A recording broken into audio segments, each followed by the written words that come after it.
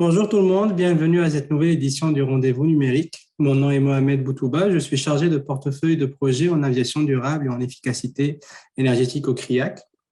L'objectif de ces rendez-vous numériques est de parler d'un sujet spécifique à travers la voix d'un de nos nouveaux membres. Le sujet d'aujourd'hui sera consacré à l'aviation durable et aux technologies vertes et moins polluantes dans le secteur avec Hydro-Québec. Je suis heureux donc de vous présenter notre conférencier d'aujourd'hui, Monsieur Sylvain Labanté. Sylvain, merci d'être avec nous aujourd'hui. Est-ce que tu pourrais commencer par nous parler un peu de toi, de ton parcours et de ton rôle à Hydro-Québec? Oui, bien sûr, Mohamed. Merci tout d'abord pour l'invitation. Donc, moi, je suis gestionnaire à l'IREC, donc le Centre de recherche d'Hydro-Québec qui est basé à Varennes, et je suis responsable, en fait, du portefeuille de projets stratégiques. J'ai rejoint Hydro-Québec il y a un peu plus de 2 ans maintenant, et avant de me joindre à l'IREC, j'ai travaillé 15 ans au CNRC de Boucherville, où j'ai eu le privilège de diriger le groupe composé de polymères de pointe pendant plusieurs années et piloter plusieurs projets majeurs visant différents secteurs industriels, notamment pour l'aéronautique et la défense. J'avais auparavant passé une quinzaine d'années dans le secteur privé où j'y avais occupé différents postes de gestion au sein d'entreprises manufacturières principalement. Merci Sylvain, beaucoup d'expérience. Hydro-Québec, c'est une organisation qu'on connaît tous. Je dirais qu'elle a une renommée provinciale, nationale et même internationale. J'ai vu récemment qu'il y a des contrats qui ont été décrochés avec les États-Unis. Pourrais-tu nous en dire un peu plus sur l'organisation? Oui, bien sûr. Hydro-Québec, c'est bien connu, je pense. C'est une entreprise de services publics qui emploie près de 20 000 personnes et qui produit et fournit de l'électricité au Québec et à ses marchés voisins. Ce qui est important de souligner, c'est que l'électricité que nous produisons est renouvelable à plus de 99 %. Et ça, c'est grâce à nos centrales hydroélectriques. Nous en avons en effet plus de 60 qui sont réparties un peu partout sur le territoire du Québec. Et avec près de 37 gigawatts de puissance installée, Hydro-Québec est une des plus grandes entreprises hydroélectriques au monde. Le 1 % de non renouvelables qui nous reste sert à alimenter nos réseaux non reliés, par exemple certains villages au nord du Québec ou encore les îles de la Madeleine. Mais il est intéressant de savoir que nous sommes déjà en action pour décarboner ces réseaux, comme le démontre d'ailleurs l'annonce faite au début de septembre que nous allons relier les îles de la Madeleine au réseau principal grâce à des câbles sous-marins. Comme plusieurs de nos grandes centrales de production sont situées au nord du Québec, nous avons près de 35 000 km de lignes de transport haute tension qui amènent l'électricité vers nos régions plus peuplées au sud, ce qui en fait un des réseaux les plus étendus en Amérique du Nord. En y ajoutant nos lignes de distribution qui permettent de livrer l'électricité à chaque foyer partout au Québec, notre réseau de transport et de distribution totalise près de 260 000 km, soit de quoi faire le tour de la Terre plus de 6 fois. Mais Hydro-Québec, et ça c'est peut-être un peu moins connu, est parmi les rares entreprises hydroélectriques et probablement, ou électriques même, et probablement la seule en Amérique du Nord, à avoir son propre institut de recherche de calibre mondial, l'IREC, qui a d'ailleurs fêté son 50e anniversaire l'an dernier. Il faut rappeler que dès sa création dans les années 60, nos chercheurs se sont établis comme des sommités dans le domaine en réalisant une première mondiale, la ligne de transport haute tension à 735 kV. L'IREC, c'est près de 500 chercheurs, techniciens et personnels de soutien provenant de toutes les disciplines des sciences et du génie, de l'électricité à la mécanique et la thermomécanique, le génie civil, la métallurgie, la chimie et la science des matériaux, la simulation numérique et le calcul haute performance, l'intelligence artificielle et même la science du climat. Soutenant environ 25 chaires de recherche universitaires et une dizaine de grands regroupements comme IVADO, le MILA et Uranos, et en employant aussi environ 50 MITAX, nous sommes reconnus comme un joueur important dans l'écosystème d'innovation au Québec et au Canada. Plusieurs innovations marquantes ont été développées à l'IREC. Par exemple, le logiciel HyperSim. HyperSim est un outil de simulation numérique en temps réel qui sert à l'étude des réseaux de transport. Il est utilisé par plusieurs grands réseaux électriques dans le monde, notamment en France, en Chine et en Australie. Nous comptons aussi plus de 30 ans de recherche sur les batteries de stockage pour véhicules électriques et avons des centaines de brevets internationaux.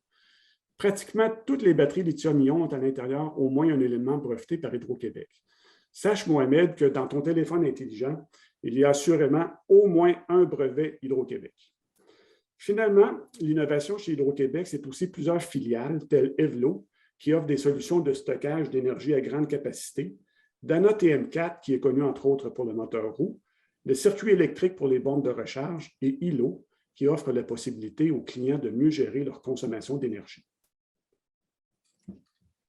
Merci Sylvain, c'est très détaillé. Donc justement, l'IREC, l'Institut de recherche en électricité du Québec, à travers Hydro-Québec, est aujourd'hui un membre actif du réseau CRIAC impliqué dans un projet en cours.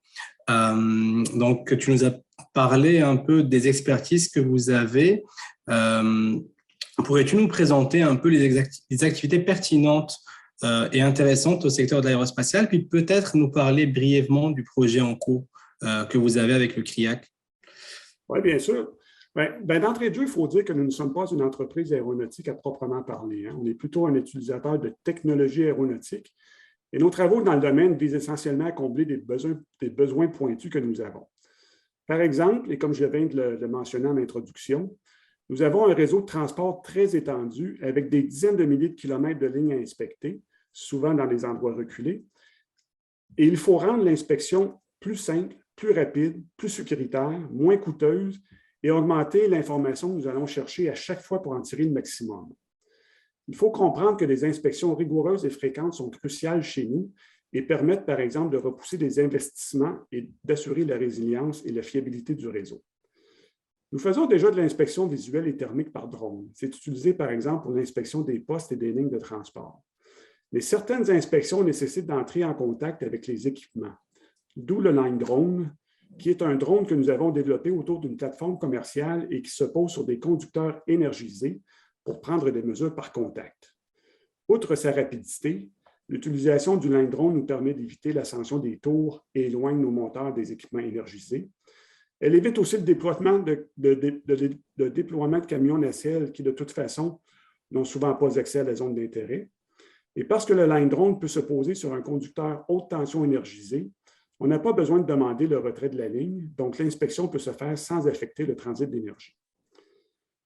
Comme tu le sais, le projet que nous avons avec le CRIAC et qui implique l'Université de Sherbrooke et l'entreprise DroneVolt vise à ajouter au Line Drone toutes les fonctionnalités qui lui permettront d'être autonome, c'est-à-dire de partir de son lieu de décollage et d'aller jusqu'au conducteur sur lequel il doit se poser, et ce, sans aucune intervention humaine et en évitant tous les obstacles existants. Les objectifs de ce projet sont de simplifier le travail du pilote, qui, pour faire voler l'appareil dans un environnement encombré, doit faire preuve de beaucoup de dextérité et de sang-froid, de doter le Line Drone de capacités avancées pour réagir en cas d'urgence, et bien sûr, pour préparer l'avenir, soit le fameux vol hors vue, qui est un peu le Saint Graal dans le domaine. Merci Sylvain. Donc effectivement, c'est un beau projet très intéressant qui vient de commencer, comme je l'ai mentionné, puis éventuellement, peut-être qu'il donnera lieu à une suite de projets pour justement atteindre ce Saint Graal-là dans le domaine.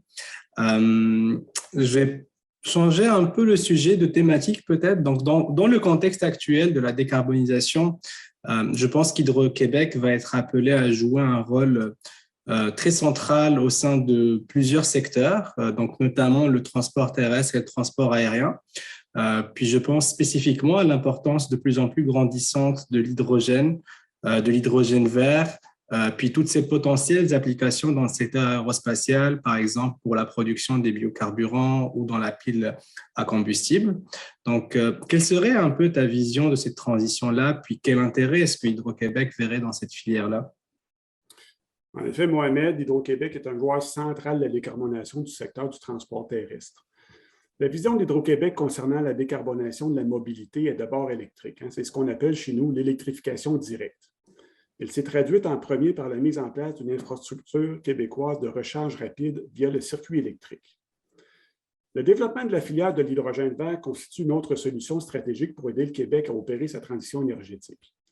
L'hydrogène vert favorisera la décarbonation de l'économie en permettant l'électrification, indirecte cette fois-ci, des usages pour lesquels l'électrification directe n'est pas possible techniquement ou économiquement, et ce, autant pour la mobilité dont on parle ici, mais aussi pour d'autres secteurs comme les procédés industriels et la chimie verte.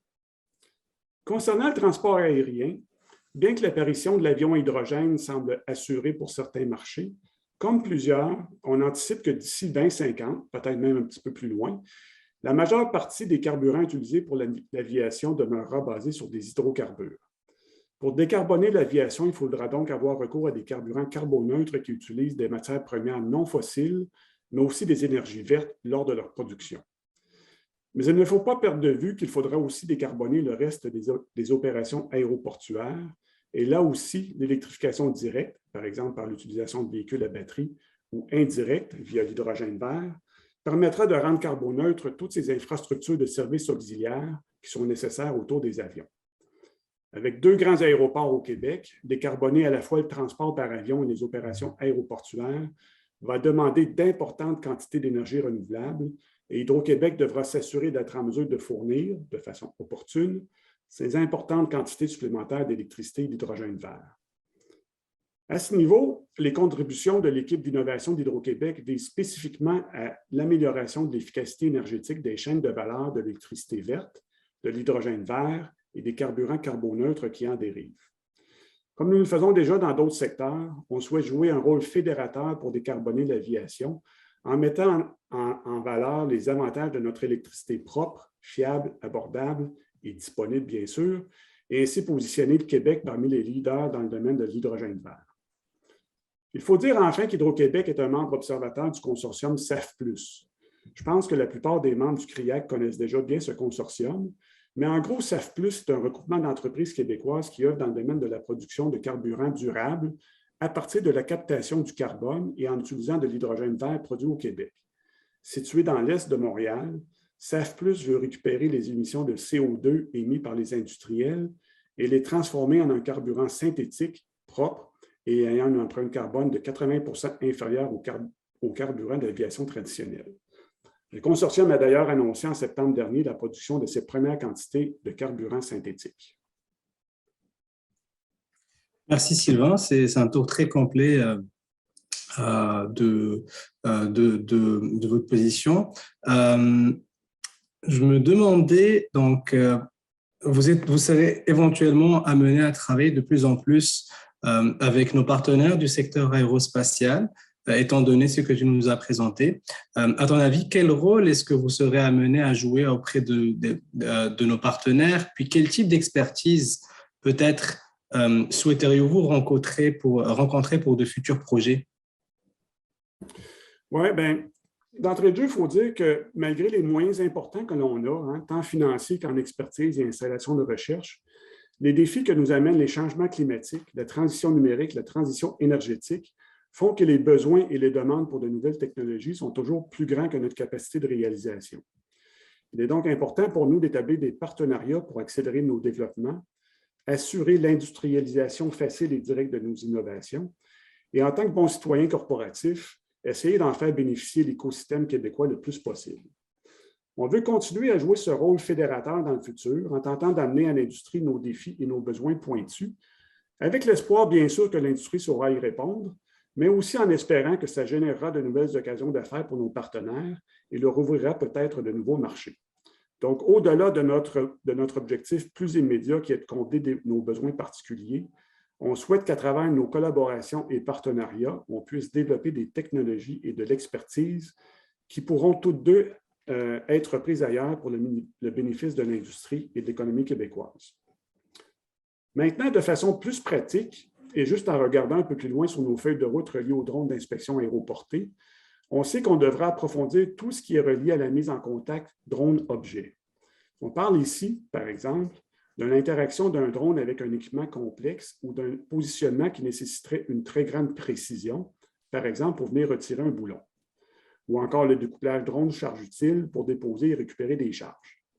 Un autre cas d'intérêt pour nous est un drone transportant une charge utile qui est elle-même active et qui a plusieurs degrés de liberté.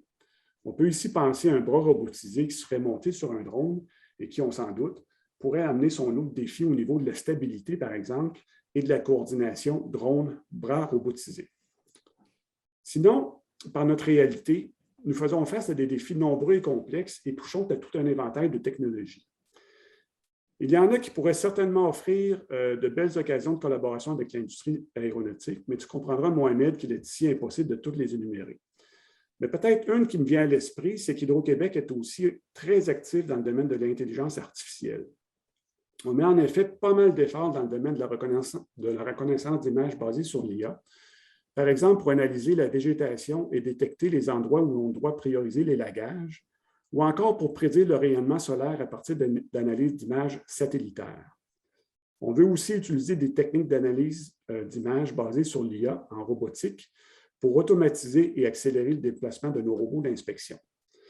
On a aussi des projets dans lesquels on utilise l'IA pour apprendre à nos robots à détecter non pas juste des défauts spécifiques, pour lesquels on les a entraînés, bien sûr, mais aussi des anomalies, donc quelque chose qui est justement non spécifique et qu'on ne s'attendait pas nécessairement à voir là.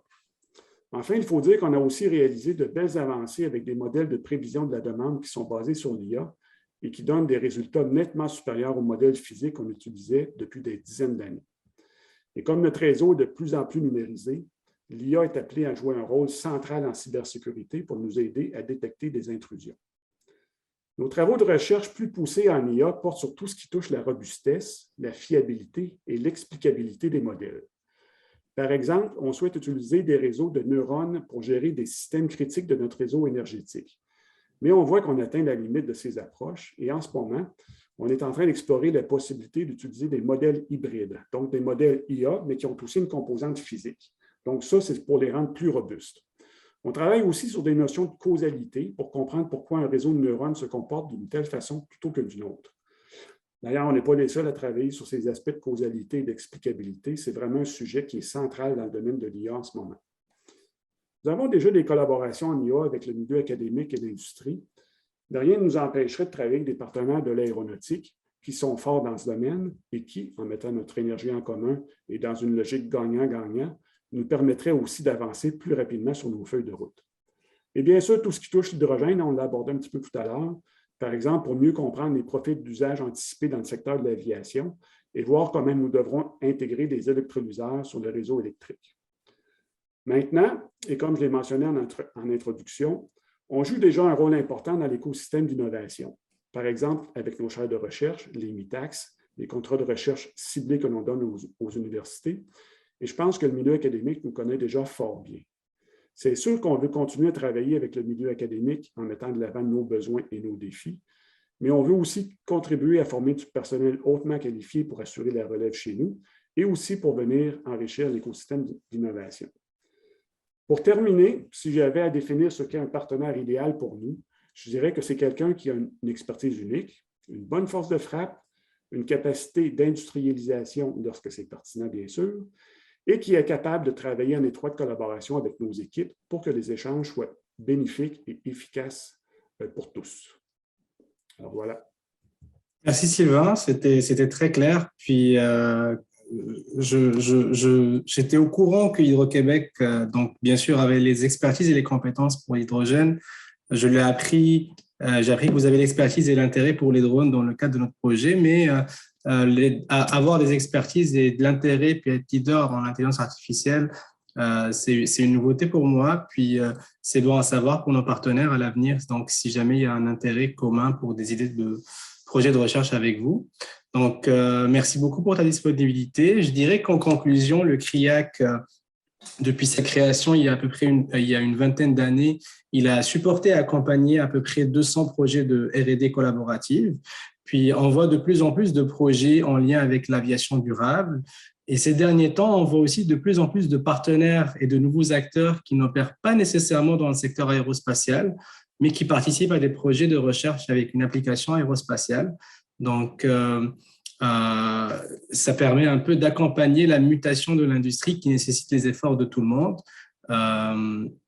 Hydro-Québec, comme on l'a dit, est indéniablement un acteur qui va être amené à jouer un rôle à l'avenir. Donc, j'espère que cela va permettre à nos partenaires de mieux vous connaître et mieux connaître vos expertises.